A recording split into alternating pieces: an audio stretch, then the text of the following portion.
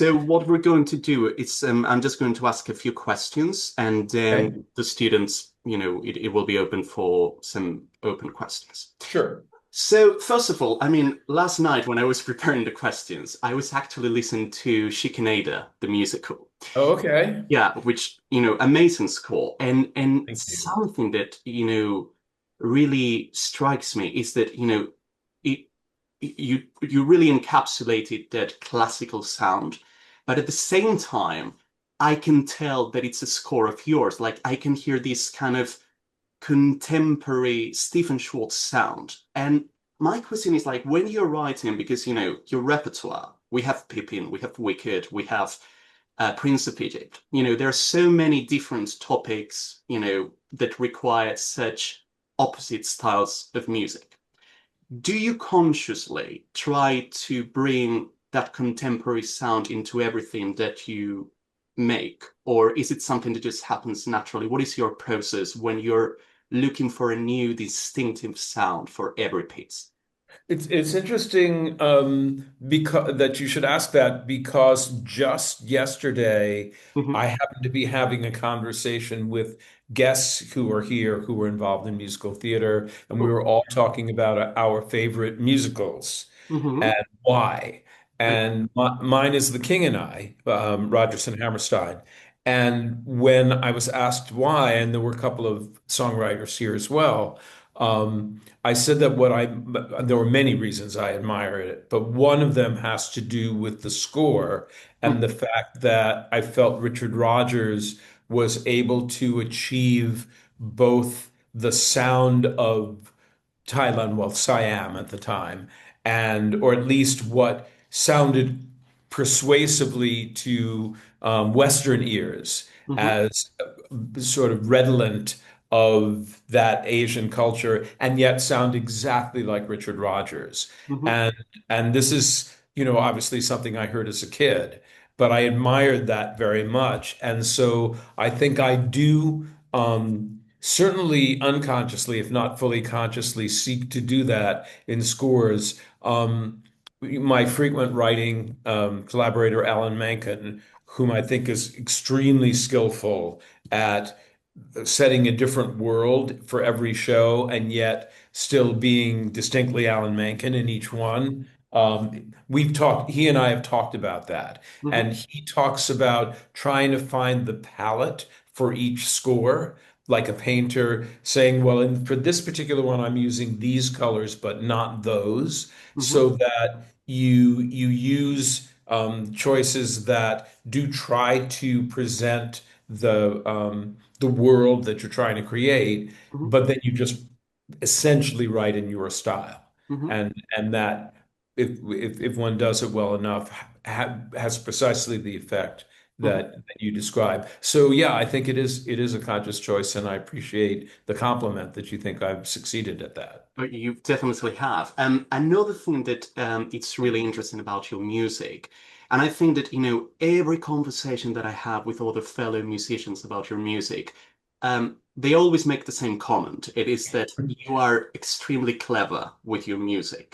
And the reason why I say that is that I remember, when I came across Wicked for the first time, saw it on Broadway, loved it, and I brought the piano, arrangements. And I thought it was going to be quite easy to play because, it was like this kind of pop rock music, I thought well, since it's so catchy, it will be easy to play.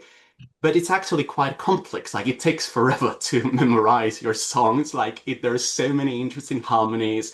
But at the same time, it's so easy to, it's so accessible to the ear. How do you do it? Like, because it happens with every song. I could reference, I don't know, what is this feeling, and you're, you know, meandering all around keys all the time. Do you I mean, like when you sit by the piano, do you start with a theme and then try to make it more complex to explore? Is it just something that, due to your classical education, it comes just naturally, or do you put an effort into investigating? I think it's sort of in between what you're describing. Hmm. I'm certainly not. working on something and then thinking, oh, that's too simple. I need to make that more complicated. Okay. Or how can complicate this up? But Mhm. at the same time, I feel you want to keep the ear kind of you want people leaning forward. Mhm. You want John Kander said that he felt that music, the best music for theater, and maybe the best music period for popular consumption, is both is inevitable but not cliche. In Mhm. other words, you don't want to feel like, oh, it shouldn't have gone there. There needs to be a sort of satisfaction about it, Mhm. and an internal musical logic to it, and yet you want it to be surprising. Yeah. Um, and I think you can err on both sides. Okay. But that is something that I'm conscious about. Okay. Cool. Another thing that, and it happens, I think, with all of your famous songs, like you never start, there's always like communication between the instrumental part and the singing line. What I mean is that, some composers, a songwriter, many songwriters would start a song like, and the line would start. You don't do it like this. You do something like,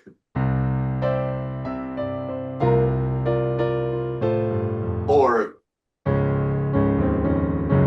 I mean, something like very iconic that it's only for the orchestra. And I wonder, do you come up first with, do you start with an orchestral motif and then you build up the melody from that?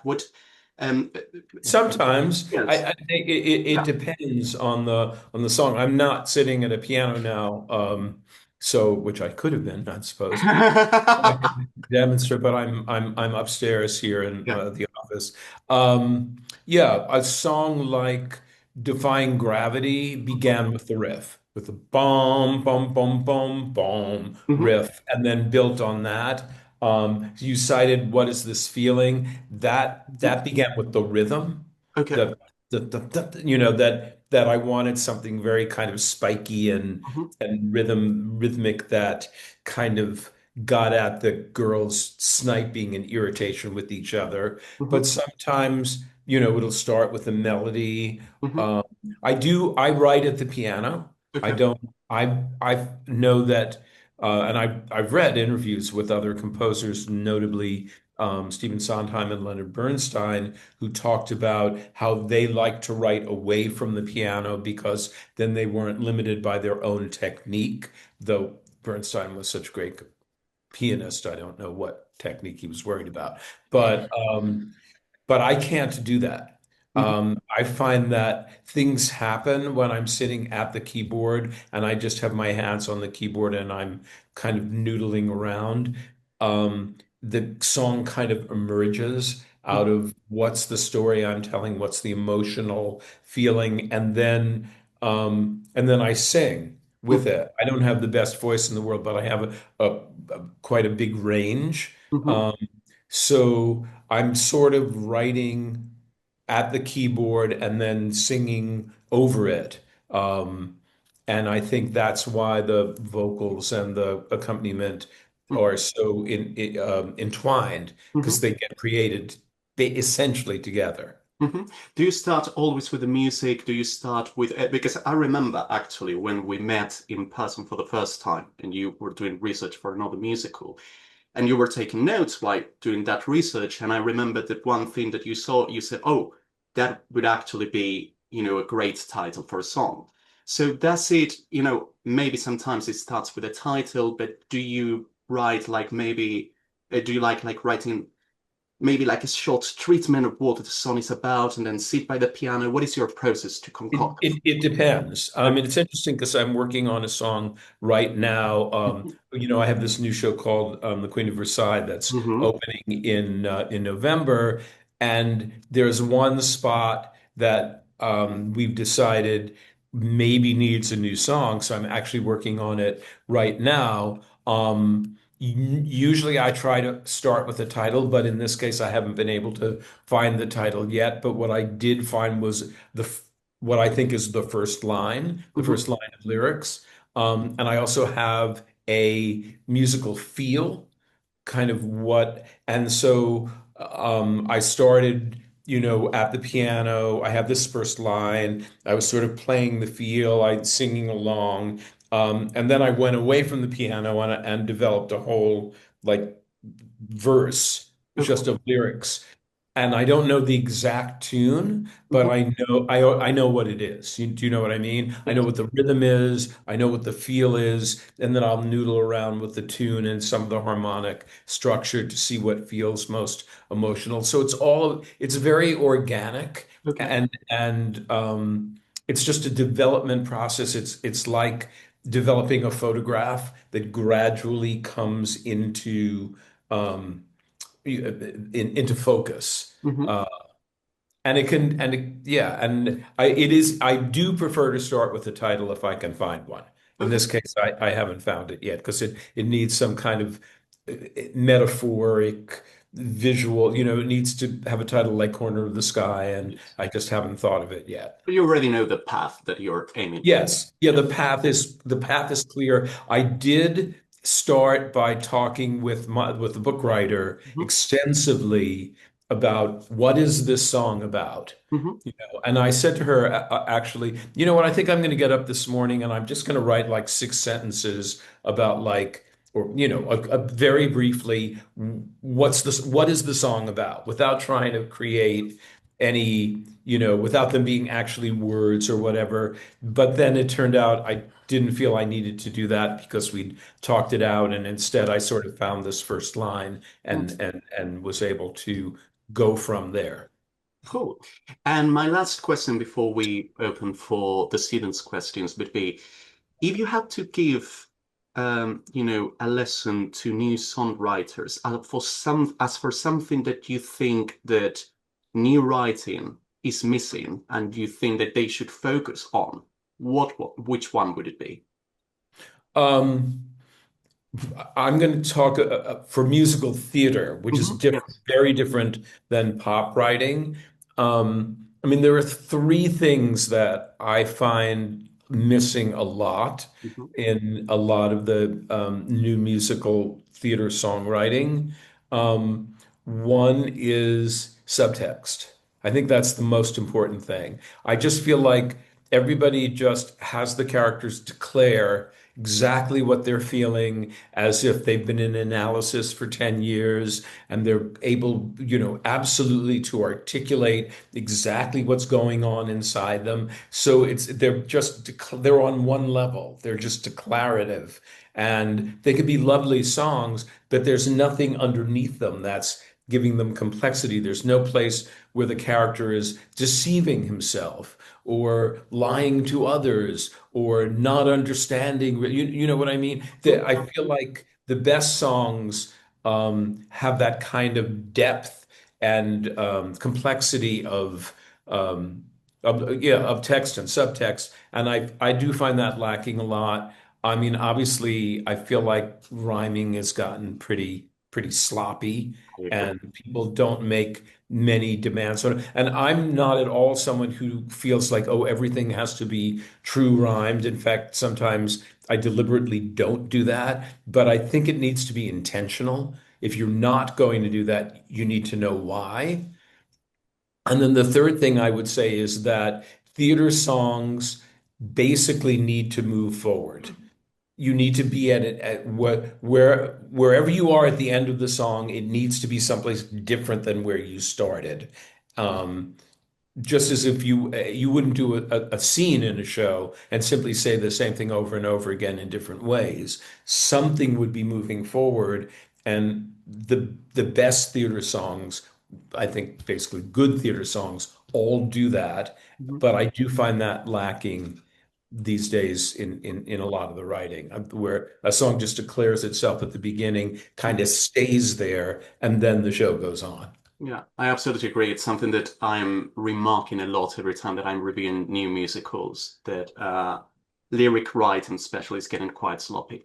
It is, yeah. And it's I mean, there's a difference. Obviously, there's a difference between pop lyrics oh, and absolutely.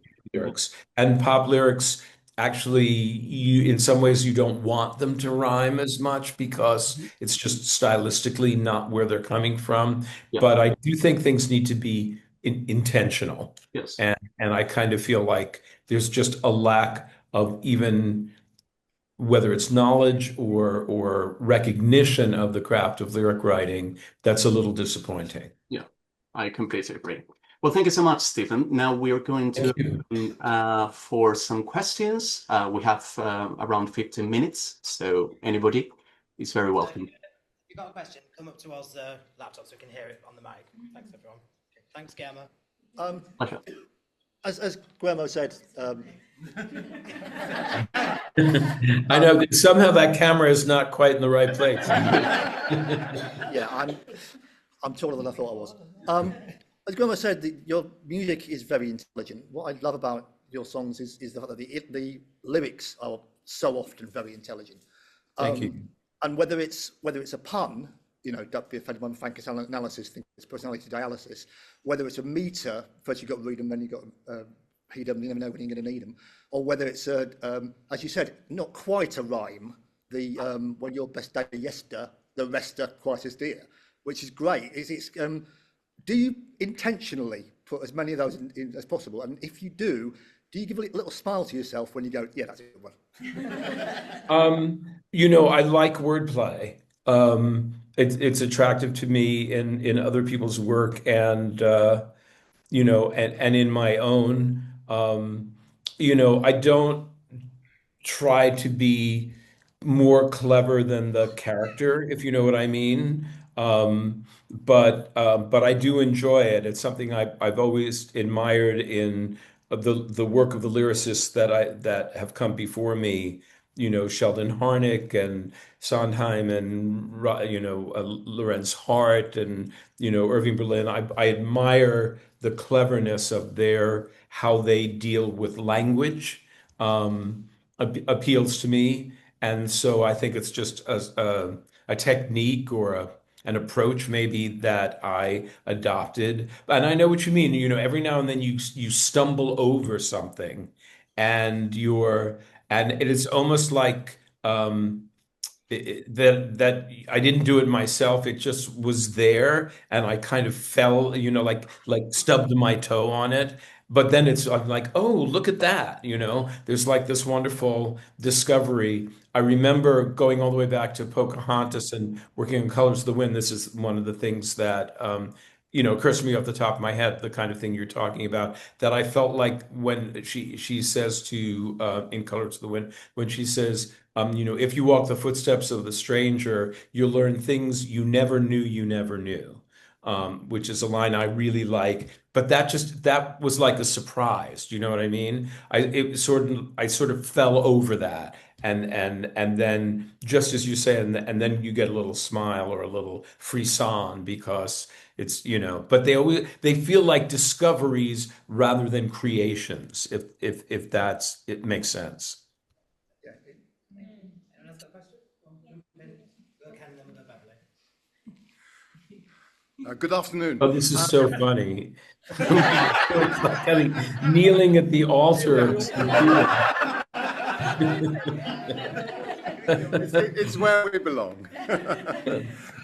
I'm quite interested in the harmonies. We've been enjoying singing some of the harmonies of some of your pieces. Thanks. Is that something that you do from the outset? Do you pass that to an arranger? And if on occasion you have there been occasions where the arrangement hasn't quite fitted with your sort of internal eye of how it should have sounded?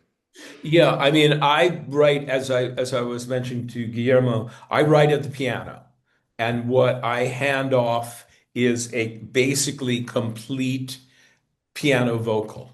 Um, so all the harmonies are there. Um, and some then but I don't do my own orchestrations.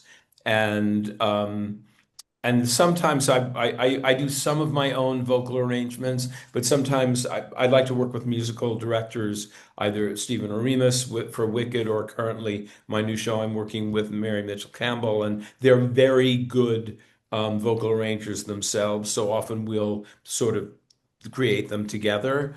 Um, Yeah, and then an orchestrator will do things, and occasionally he, she, or they will make some harmonic changes. Sometimes I like them and say like, well, that's not exactly what I wrote, but I like that, so let's just keep it. But a lot of times I'll say like, well, no, actually, I really do mean that I want the D sharp and the bass. So I'm pretty strongly, I have pretty strong convictions about the harmonies that I've written when I write the song. More kneeling. It's so funny. What draws you to or makes you choose a subject for writing a new musical? Yeah, that's a really interesting question. Um, because I've been approached about ideas that sound like good. I'm like, oh, I'd like to see that show. Please, when you get someone to write it, please invite me to it. But I don't actually want to spend 5 years of my life doing that. Musicals take a long time. They basically, we were just talking, it's interesting again, we were just talking about this yesterday. Essentially, the gestation process is about 5 years. And that's a lot of time to commit to something. So it really needs to be something you care about. It really needs to be characters that one is drawn to, with one that you have a strong identification with, or a strong feeling about, subject matter that feels as if it deals with issues and ideas and emotions that matter to you as a writer. Yeah, I don't think I would do anything where I was just like, I'm not actually too interested in that, but I could see how that could be a hit, so I'll do that. I have definitely taken jobs where they wouldn't have been things that I initially would have done, because the job was too good to turn down. I would never have originally on my own decided to do something about Pocahontas. I probably would never have done Prince of Egypt on my own as a subject matter. But then once one commits to the job, part of the beginning process is to find out why it should matter to me as a writer. What's in this that I really want to commit to as a writer? And if I can't find it, then I can't really do the job very well. Anyone else? Come on. Go on then, Heather. Hi. We've been talking about the themes that often come up in your musicals, like morality and redemption and kindness and all things like that. I know for myself, I was driven for my own creative practice to promote kindness through performing arts. And I just wondered if there was a sense of wanting to connect to an audience for a greater purpose at all. So to like kind of send some kindness out into the world, or change opinions and perceptions of an audience watching your music. Yeah, that's so interesting. All these questions are just these things that we've been talking about recently. I first of all, I don't believe in that art changes the world. If art changed the world, we'd live in a much better world than we do. Um, what I do what I do know from empirical evidence is that a piece of art, or whatever you want to call it, can have great impact on individuals. It can change an individual, give them courage, give them comfort, make them see things in a different way, etc. So I think there is real power there, but I never intend to proselytize. I don't, a lot of times I get asked, what do you want the audience to take away from this? What do you want them to think? And I don't, it's not like I have a little moral that I'm, like, and now everybody please believe this. I like to raise issues that interest me and that are important to me, and then let people try to present them in a balanced way, not set up, as we say, like a straw man to just knock down.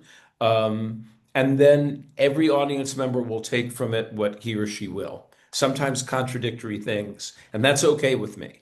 I don't need everybody to think the same thing at the end of a show. But I certainly, have my own opinions and points of view, and I do try to put those into the show, but I try not to make, I try not to do a screed where I'm basically writing an essay and pretending it's a show, if you know what I mean.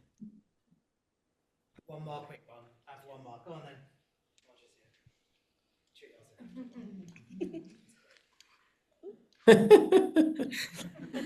Hello.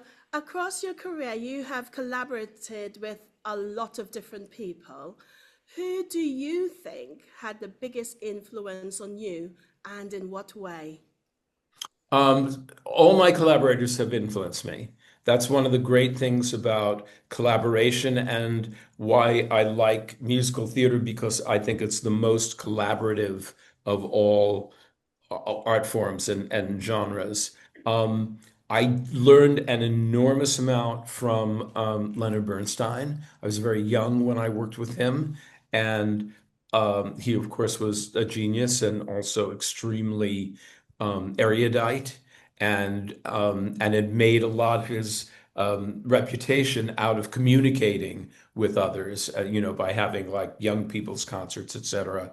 So I learned a lot about music. I learned a lot about how to be in the world if you are somebody who is well known, how to be with others. There were very valuable lessons I took from that. The other place where I really felt I learned a lot was when I worked on Rags with Charles Strauss as the composer. I felt that that was where I really learned lyric writing as a craft, as opposed to just as an instinct.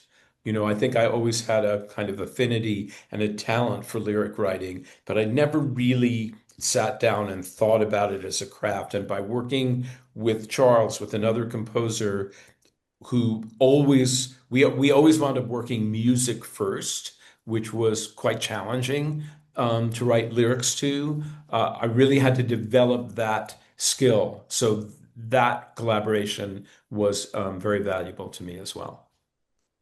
Marvelous. Well, thank you so much, Stephen. We're running out of time. Zoom is already telling me, oh, the meeting is coming to you. Uh-oh. Zoom. I see we have one more person kneeling here. I don't know. I'm about to turn you off, love. Oh, is it going to cut us off? Okay.